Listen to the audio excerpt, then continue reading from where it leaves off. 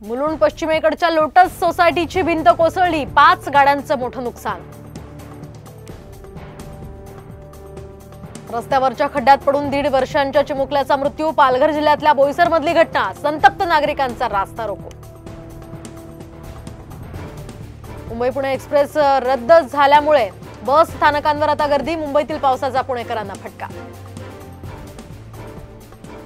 नवी मुंबईत सुद्धा सलग दुसऱ्या दिवशी रात्रभर पावसाची जोरदार बॅटिंग, रात्रभर पडणाऱ्या पावसामुळे सखल भागांमध्ये पाणीच पाणी। रत्नागिरी जिल्ह्यामध्ये पावसाचा जोर काहीसा कमी झाल्यामुळे पूरस्थिती नियंत्रणात, मात्र सर्व नद्या अद्यापही इशारा पातळीवर, तर सर्व शाळा आणि महाविद्यालयांना सुट्टी जाहीर। किल्ले रायगडावर ढगफुटी सदृश्य पाऊस, पायरी मार्गाला ओढ्याचं स्वरूप, तर गडावरून खाली उतरताना पर्यटकांची तारेवरची कसरत। कोल्हापुरात पंचगंगा नदी दुथडी भरून वाहू लागली, 50हून अधिक बंधारे पाण्याखाली, जिल्ह्यामध्ये मुसळधार पाऊस अजूनही सुरूच।